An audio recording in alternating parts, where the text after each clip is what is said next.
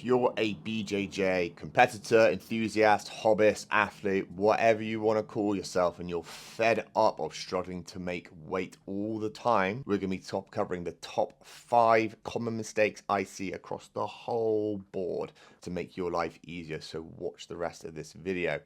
This is coming from someone who has worked on pretty much every single major promotion internationally. CJI, ADCC, WNO, 1FC, and then also on the local circuit, your grappling industries, your Jiu-Jitsu World League, Empires, Pro Sport, you name it, we've covered it at some point, and we've worked with white belts all the way up to black belts. I've made weight myself, I've competed myself. So again, you're talking to the guy who has seen it all.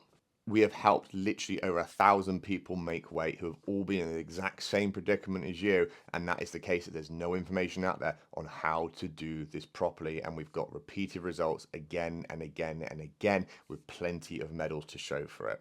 And ultimately, what all these clients have been able to take away, they have been able to use now for the rest of their competition history, not having to worry about starving themselves the night before, having to do endless rounds in the sauna, thinking if the scales are completely off or not type of thing. We've removed and eliminated all of that by giving them easy systems to follow and a key concept of how to understand this and make it work for them. So let's dive into those top 5 mistakes I see so commonly on the whole of the BJJ circuit. All right, number 1. Time. We've all been guilty of it. We've all gone to Smooth Comp. We've signed up to a competition that's 12 weeks away, and we already know we're 5 kg over the weight bracket. Because obviously, at the end of the day, 12 weeks time, of course you would have lost 5 kilograms. Yeah. Now, all of a sudden, 4 weeks will go by, and now all of a sudden we're 8 weeks out. And now all of a sudden it was like, oh, we've only lost a kilo. Well, we got plenty of time. It's not an issue at all. 4 kilos is easy. I can probably sauna off a little bit. I've got nothing to stress. We then get into 4 weeks out, and all of a sudden you still haven't lost the weight any further, and you're still thinking 4 weeks, 4 kg. Okay, fine. This is not a problem at all. I can lose a kilo a week. That's pretty straightforward. 2 weeks out, you're still struggling. You still have 3 kg to go. And you're now thinking, okay, how much sauna time have I got to do this? All right, that's absolutely fine. And then it comes to fight week in particular, and all of a sudden you've still got 2.5, 3 kilograms to do.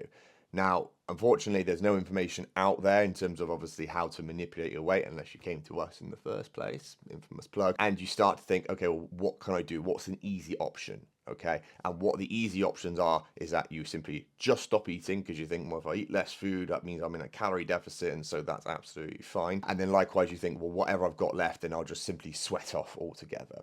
The issue you come across when it comes to this is depending on the weigh-in procedure, be that IBJJF, be that sub-only, be that ADCC, you need to understand how much you need to be manipulating for you to have the chance to refuel and rehydrate, okay? You dropping off 2-3 kg in the sauna is going to impact your body greatly, and then what then transpires? You gas out halfway through your first match, and all of a sudden you're stuck in side control, not being able to move at all. So time is probably the number 1 killer in terms of where people are underprepared for this, and then they struggle to make weight.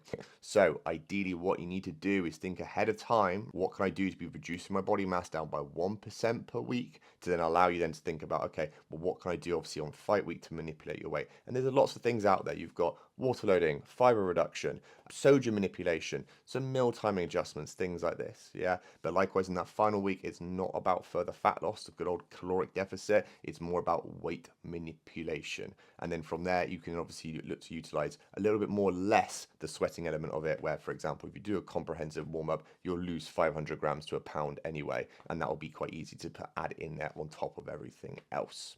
Common mistake number 2 I see all the time, and that is we look at all the other people in different parts of the fitness industry, like bodybuilding, and we simply consume too much protein. Protein is a great macronutrient for recovery. It's a great macronutrient for building muscle, which is fine. However, we do not need to be eating an obscene amount of protein. Now, again, because we have to rely on what we see on social media these days, we don't actually get the opportunity to realize actually protein gets to a point where it's not as beneficial as it should be. Because of the sport that we do, we're not just lifting weights. We're having to roll, we're having to scrap with people, we're having to obviously be super intense. And what does that need? It needs energy. And where does energy primarily come from? Carbohydrates. So the common mistake I see all the time when people are making weight, for example, is that they're already eating a low carb diet because they're concerned about making weight in the first place. And when it comes to weight manipulation, there's nothing left to give. And they're already severely depleted. And then from there, they don't perform on the mat as well. Protein is great. We need some in there. We need obviously as much as we can do when it comes to that. But at the same time, there is a threshold where you're not going to benefit anymore.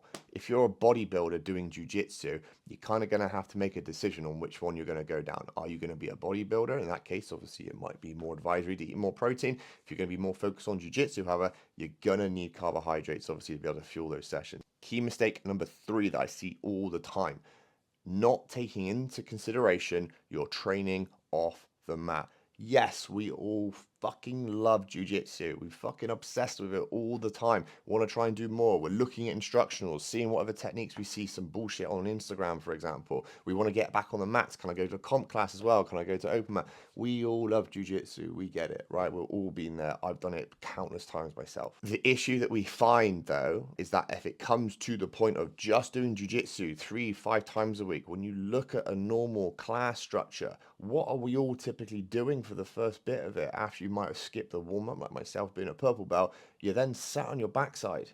Not every class is a wrestling class, I hate to say it, and the expectation on the calorie burn is not as big as what you think it is. The average jiu-jitsu week for most people is going to be, 5 sessions a week, single sessions. 4 of those 5 sessions, or let's say 3 of those 5 sessions are going to be class structure, which is going to consist of doing technique, doing some light drills, maybe some rounds at the end. So the actual calorie burn just comes towards the back end of it, and even then that's not going to be unlimited rounds, yeah?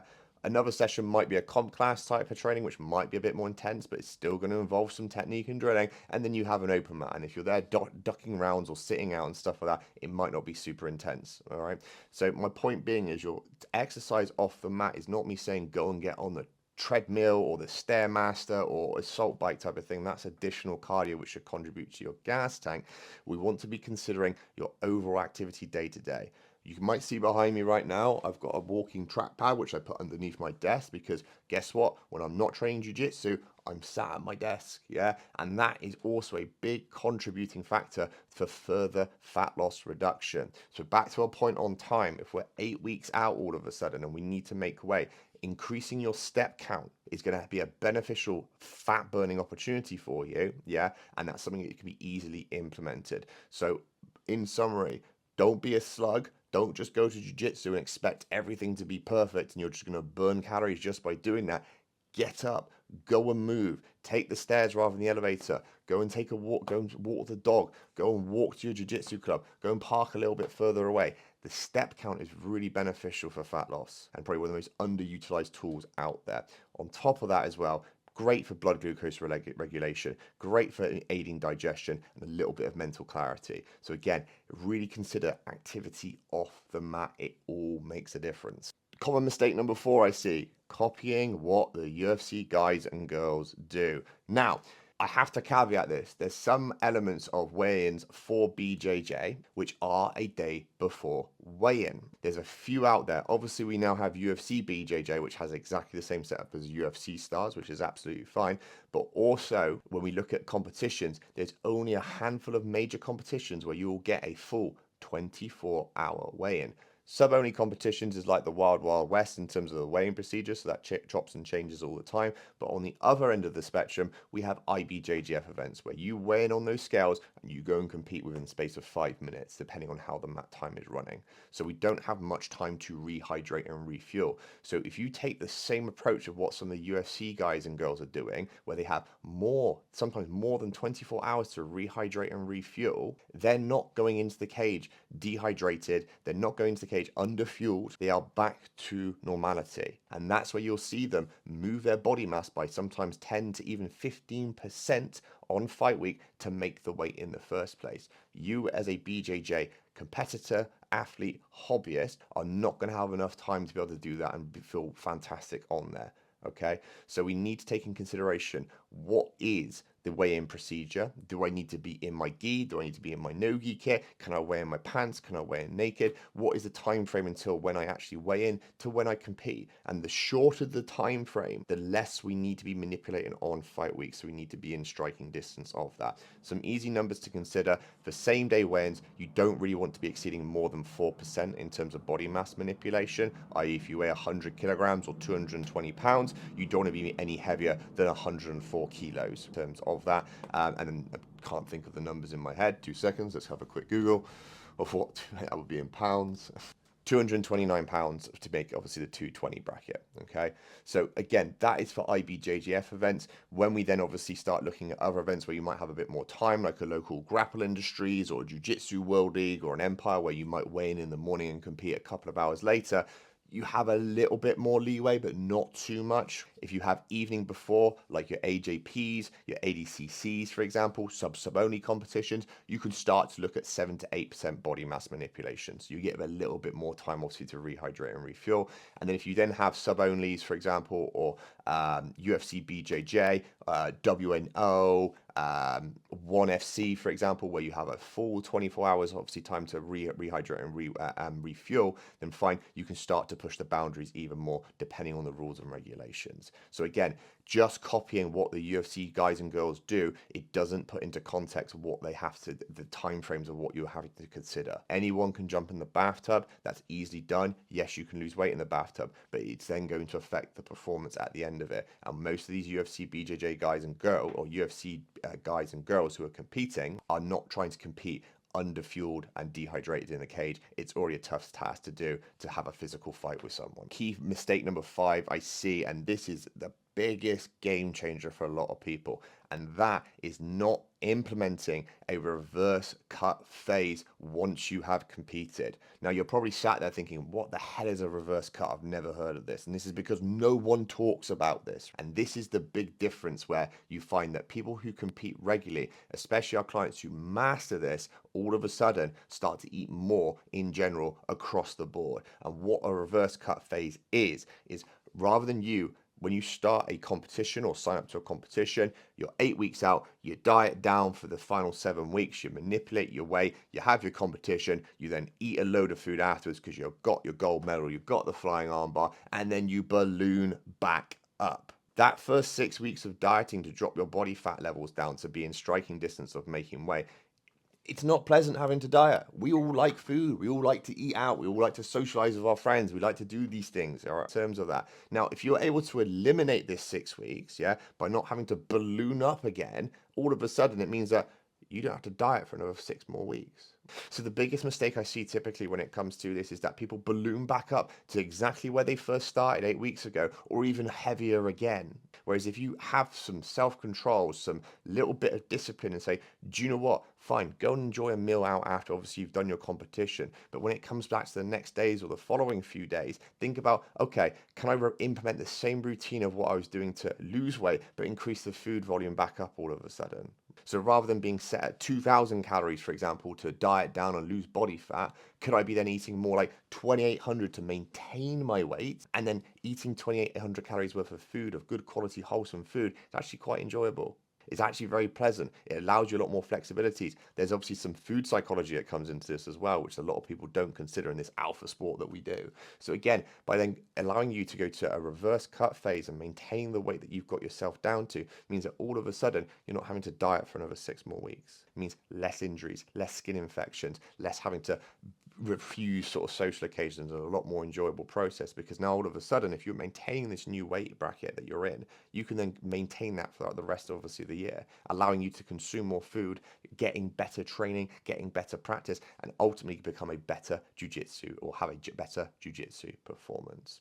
So in summary, the 5 key mistakes that I see all the time is: number 1, not giving yourself enough time to obviously be prepared for the weight bracket. Number 2, too much protein. It's useful, but again, we need carbohydrates for training and also for weight manipulation. 3, not taking into consideration training off the mat. Number 4, copying everything that the UFC guys and girls do. Not all of it is applicable to you. And number 5, not doing a reverse cut phase. all of those combined are going to help you perform so much more better in terms of making weight. And what we have done is obviously on our Instagram page and some of our other social media channels, we've detailed some of those processes and a lot more information for you. We also have this on our own bespoke app, which has this all other breakdown sort of tutorial videos on how to do these things, like a water load, like a low fiber residue diet for that matter. And likewise, what I've done for you in the comments section below is I've got you a easy weight cut calculator, which tells you how much you should be cutting when it comes obviously to fight week, based on the competition and the refueling and rehydration time frames. But yeah, if you've liked obviously what we've talked today, give us a comment, give us a like, give us a follow, that type of stuff. Comment below what you think obviously is what you struggle with the most. And then yeah, stick around obviously for more jiu-jitsu nutrition content on how to reach peak male performance. Hope you enjoyed that, gang. Oos.